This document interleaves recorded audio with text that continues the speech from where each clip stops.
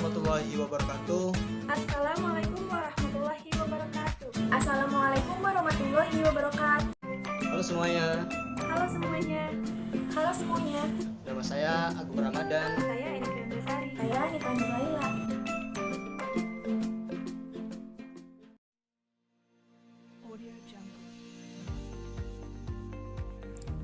Sistem pencernaan hewan. Sistem pencernaan disebut juga dengan digesti.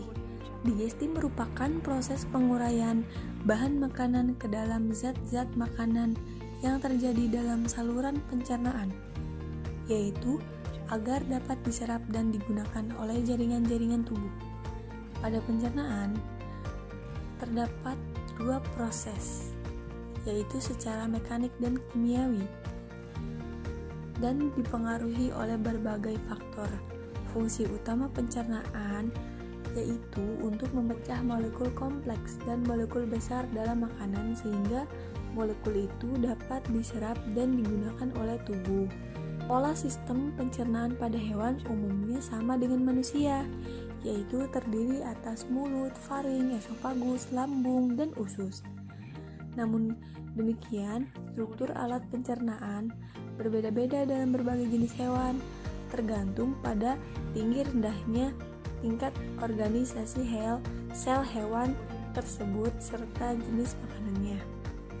Namun demikian, struktur alat pencernaan berbeda-beda dalam berbagai jenis hewan, tergantung pada tinggi rendahnya tingkat organisasi sel hewan tersebut serta jenis makanannya. Pada hewan invertebrata, alat pencernaan makanannya umumnya masih sederhana, dilakukan secara fagositosis dan secara intrasel. Sedangkan pada hewan vertebrata sudah memiliki alat pencernaan yang sempurna. Dilakukan secara ekstrasel. Saluran pencernaan itu terbentang dari bibir sampai dengan anus. Bagian-bagian utamanya yaitu terdiri dari mulut, hulu kerongkongan, lambung, usus kecil, dan usus besar. Panjang dan rumitnya saluran tersebut sangat bervariasi di antara spesies. Pada karnivora relatif pendek dan sederhana, akan tetapi pada hewan herbivora itu lebih panjang dan lebih rumit. Sistem pencernaan hewan tingkat rendah. Di antara hewan bersel banyak, spons tidak mempunyai mulut atau usus, dan zat-zat yang dimakan dicerna secara intraseluler. Pencernaan intraseluler ciri khas dari protozoa seperti paramecium dan amoeba. Lapisan sel yang bersilium menutupi tubuh dan di dalamnya terdapat suatu massa sel yang padat. Besar kemungkinannya hewan ini tidak mempunyai mulut atau usus. Butir makanan kecil seperti bakteri, alga, dan protozoa dirintis oleh sel-sel luar. Butir makanan lalu dibungkus oleh vakuola makanan yang ada di dalam sel, dan enzim pencernaan dari sitoplasma masuk ke dalam vakuola, di mana kemudian terjadi intraseluler. Hasil pencernaan diserap dari vakuola. Semua limbah pencernaan dikeluarkan dari badan. Zat makanan yang diabsorpsi masuk ke dalam secara difusi. Sistem pencernaan pada amfibi. Sistem pencernaan makanan pada amfibi hampir sama dengan ikan, meliputi saluran pencernaan. Contohnya adalah katak. Makanan katak berupa hewan-hewan kecil atau serangga. Secara berturut-turut, saluran pencernaan pada katak meliputi yang pertama ada rongga mulut, yaitu terdapat gigi yang berbentuk kerucut untuk memegang mangsa dan lidahnya untuk menangkap mangsa. 2.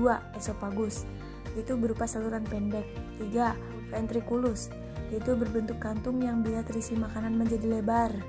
Lambung katak dapat dibedakan menjadi 2, yaitu tempat masuknya esofagus dan saluran keluar menuju anus. 4. Intestinum atau usus, yaitu dapat dibedakan atas usus halus dan usus tebal. 5. Usus halus yaitu duodenum, jejunum, dan ileum, tetapi belum jelas batas-batasnya. 6. Usus tebal, berakhir pada rektum dan menuju kloaka.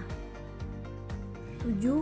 Kloaka, yaitu merupakan muara bersama antara saluran pencernaan makanan, saluran reproduksi, dan urin. Kelenjar pencernaan amfibi terdiri atas hati dan pankreas.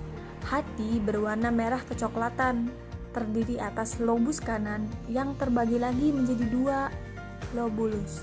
Hati berfungsi mengeluarkan empedu yang disimpan dalam kantung empedu yang berwarna kehijauan, dan pankreas berwarna kekuningan. Melekat di antara lambung dan usus 12 jari atau duodenum. Pankreas berfungsi menghasilkan enzim dan hormon yang bermuara pada duodenum. Selanjutnya yaitu sistem pencernaan pada reptil. Salah satu contoh hewan reptil yaitu buaya.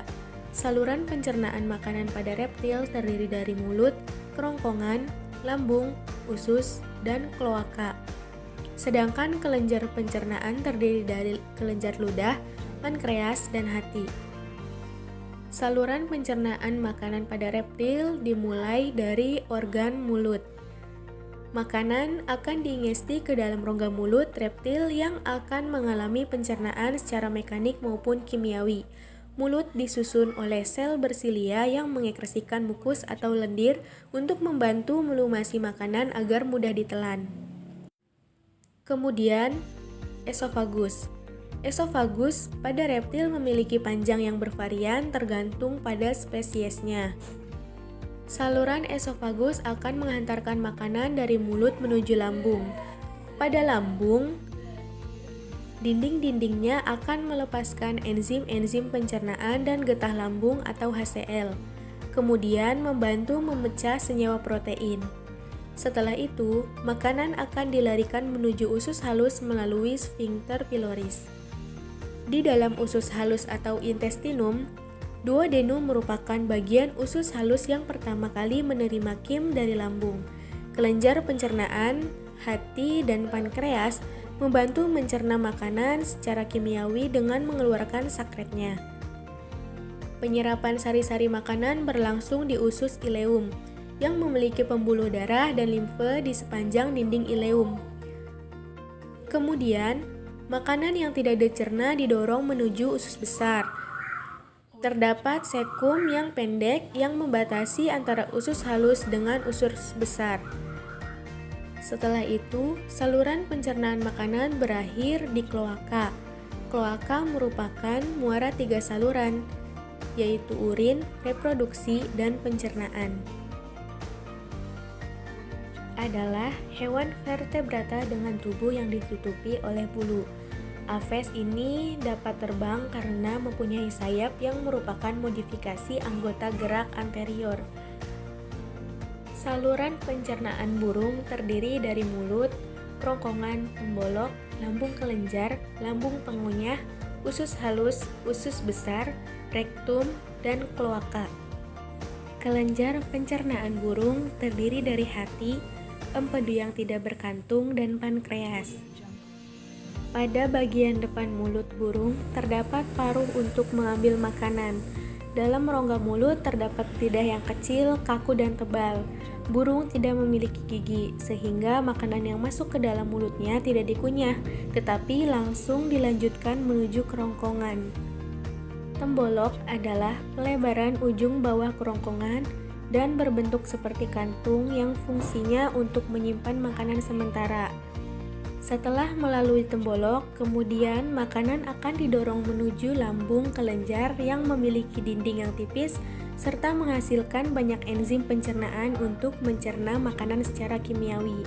Beberapa enzim yang dihasilkan yaitu seperti HCl, mukus, dan enzim pencernaan seperti pepsin. Setelah itu, makanan kemudian akan memasuki lambung pengunyah, yang fungsinya hampir sama seperti lambung manusia, yaitu untuk membolak-balikan makanan agar mudah hancur sehingga pencernaan di lambung pengunyah ini disebut dengan pencernaan mekanik. lambung pengunyah pada burung pemakan biji-bijian sering terdapat batu-batu kecil atau kasir yang berguna untuk membantu proses pencernaannya. Kemudian, makanan akan memasuki usus kecil untuk dicerna dan diserap sari makanannya. Di dalam usus halus terjadi pencernaan secara kimiawi oleh enzim pencernaan yang dihasilkan oleh pankreas. Enzim lain juga berupa empedu yang dihasilkan oleh hati yang berfungsi untuk memecah lemak yang berstruktur rumit menjadi lebih sederhana agar mudah diserap. Sari-sari makanan tersebut kemudian akan diserap oleh pembuluh darah di usus halus. Lalu, sisa-sisa makanan yang tidak bisa diserap kemudian akan masuk ke dalam usus besar untuk dijadikan feses. Feses tersebut kemudian akan menuju rektum dan dikeluarkan melalui kloaka. Baik, selanjutnya, sistem pencernaan pada Pisces yang dimulai dari mulut, kemudian ada rongga mulut yang terdapat organ penerima rasa yang dinamakan testoreseptor. Lalu ada faring. Pada ikan yang memperoleh makanan dengan menyaring organisme air seperti plankton, proses penyaringan terjadi pada segmen ini. Pada jenis ikan tertentu, segmen faringnya terdapat gigi faring yang berfungsi untuk menggerus bahan tumbuhan dan gastropoda. Selanjutnya, esofagus yang berfungsi untuk memudahkan makanan masuk ke dalam lambung. Di dalam lambung, makanan akan mengalami pengadukan sampai menjadi komponen yang disebut chyme. Pada ikan yang tidak berlambung, fungsi penampungan makanan digantikan oleh usus depan yang termodifikasi menjadi kantung yang membesar atau lambung palsu. Pada ikan yang tidak bergigi atau sedikit bergigi, misalnya pada ikan herbivora biasanya terdapat gizzard atau lambung khusus yang berfungsi untuk mengurus makanan. Dilanjutkan pada organ pylorus. Pylorus merupakan segmen pencernaan yang terletak antara lambung dan usus depan. Pada beberapa ikan terdapat usus-usus kecil dan pendek yang disebut pyloric saeca. Pylorus berfungsi sebagai pengatur pengeluaran chyme dari lambung ke segmen usus. Kemudian di dalam usus merupakan tempat pencernaan atau tempat penyerapan zat makanan. Selanjutnya yaitu rektum. Segmen ini berperan dalam penyerapan air dan ion. Lalu ada kloaka, yang merupakan tempat bermuaranya saluran pencernaan dan saluran urogenital. Ikan bertulang sejati tidak memiliki kloaka, sedangkan ikan-ikan bertulang rawan memiliki organ tersebut. Yang terakhir ada anus. Anus merupakan ujung dari saluran pencernaan yang berfungsi sebagai tempat keluarnya feses yang berasal dari rektum. Mamalia. Kata mamalia berasal dari kata mamae yang berarti kelenjar susu. Mamalia merupakan hewan kelas vertebrata yang memiliki kelenjar susu sehingga betina mamalia pun dapat menyusui anaknya. Mamalia sebagian besar berkembang biak dengan cara melahirkan, meski ada sebagian yang bertelur atau disebut juga dengan monotremata. Sistem pencernaan dari mamalia terdiri dari mulut, esofagus, lambung, usus halus, dan juga anus. Di sini contoh dari hewan mamalia tersebut ruminansia. Ruminansia adalah sekumpulan hewan pemakan tumbuhan yang mencerna makanannya dalam 2 langkah, yaitu menelan bahan mentah dan mengeluarkan yang sudah setengah dicerna kemudian dikunyah lagi. Struktur khusus sistem pencernaan ruminansia terdiri daripada 4 bagian. Yang pertama gigi seri yang berfungsi untuk menjepit makanan. Yang kedua geraham belakang yang berfungsi sebagai proses penggilingan makanan. Yang ketiga rahang yang dapat bergerak menyamping untuk menggiling. Yang keempat, struktur lambung yang memiliki 4 ruangan, yaitu rumen, retikulum, omasum, dan abomasum. Di sini kita ambil contoh hewan ruminansia, yaitu sapi. Sapi bisa disebut hewan ruminansia karena mengunyah kembali makanan yang sebelumnya telah dimasukkan ke organ pencernaannya. Hal ini terjadi karena sapi memiliki lambung yang memiliki 4 ruang tersebut, yaitu rumen, retikulum, omasum, dan abomasum. Ketika sapi mengunyah dan menelan rumput semulut penuh yang disebut dengan bolus, untuk pertama kalinya bolus ini memasuki rumen, beberapa bolus juga memasuki retikulum. Di dalam rumen dan retikulum terdapat mikroorganisme mutualistik yang bereproduksi sangat cepat, yaitu prokariota dan protista. Mikroorganisme ini bekerja mengolah bolus yang kaya selulose tersebut dan menghasilkan produk sampingan, yaitu asam lemak. Sapi secara periodik meregurgitasi dan mengunyah kembali bolus yang kemudian memecah serat yang menyebabkan makanan tersebut mudah diolah.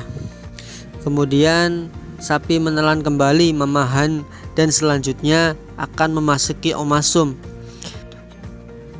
di mana tempat air dihilangkan. Mamahan yang mengandung banyak sekali mikroorganisme tersebut masuk ke abosum untuk dicerna oleh enzim-enzim milik sapi itu sendiri. Pencernaan selanjutnya yaitu berlangsung di usus halus, usus besar, dan diekstrasikan melalui anus. Kelainan pada sistem pencernaan. Yang pertama, diare. Diare merupakan salah satu gangguan sistem pencernaan yang dialami oleh banyak orang, di mana gangguan pencernaan ini akan membuat perut terasa mulas, sehingga feses penderita menjadi encer. Gangguan ini terjadi karena selaput dinding usus besar si penderita mengalami iritasi. Ada beberapa hal yang menyebabkan seseorang menderita diare. Salah satunya yaitu penderita mengkonsumsi makanan yang tidak higienis atau mengandung banyak kuman, sehingga dengan begitu gerakan peristaltik usus menjadi tidak terkendali, serta di dalam usus besar tidak terjadi penyerapan air. Jika feses penderita bercampur dengan nanah atau darah, maka gejala tersebut menunjukkan bahwa si penderita mengalami disentri, di mana gangguan tersebut disebabkan oleh adanya infeksi bakteri Shigella pada dinding usus besar orang yang menderitanya. Kemudian yang kedua, gastritis. Gastritis ini adalah penyakit di mana yang mengganggu pada dinding lambung mengalami peradangan. Gangguan ini disebabkan karena kadar asam klorida atau HCl-nya terlalu tinggi. Selain itu, gastritis juga dapat disebabkan karena penderita mengkonsumsi makanan yang banyak mengandung kuman penyebab penyakit. Gejala gastritis terjadi disebabkan oleh beberapa gejalanya. Namun ada juga penderita yang tidak mengalami gejala tersebut. Beberapa gejala gastritis diantaranya yaitu nyeri yang menggerogoti dan panas di dalam lambung, hilang nafsu makan, cepat merasa kenyang saat makan, perut kembung, cegukan, mual, muntah, sakit perut, gangguan saluran pencernaan, BAB dengan tinja berwarna hitam pekat, dan muntah darah. Kemudian yang ketiga yaitu sembelit. Sembelit merupakan salah satu gangguan pada sistem pencernaan, di mana si penderita akan mengeluarkan feses yang keras. Gangguan ini terjadi disebabkan karena usus besar menyerap air terlalu banyak. Sembelit disebabkan karena kurang mengkonsumsi makanan berserat seperti buah dan sayur atau kebiasaan buruk yang selalu menunda buang air besar. Kemudian apendisitis. Apendisitis merupakan gangguan sistem pencernaan yang dimana umbai cacing atau usus buntu mengalami peradangan. Apendisitis ini biasanya terjadi karena ada sisa-sisa makanan yang terjebak serta tidak bisa keluar di umbai cacing, sehingga lama-kelamaan umbai cacing tersebut akan menjadi busuk serta akan menimbulkan peradangan yang menjalar ke usus buntu. Jika umbai cacing tidak segera dibuang, maka lama-kelamaan akan pecah, di mana peradangan usus buntu ini biasanya ditandai dengan terdapat nanah. Bila gangguan atau penyakit ini tidak terawat, maka akan menyebabkan angka kematian yang cukup tinggi. Dan yang terakhir itu ada sariawan. Sariawan merupakan gangguan sistem pencernaan yang biasanya muncul di sekitar mulut. Ketika kita mengalami gangguan ini, maka ketika makan akan merasa perih. Sariawan terjadi karena panas dalam pada rongga lidah atau rongga mulut, di mana penyebab yang paling mendasar dari penyakit ini yaitu kekurangan vitamin C.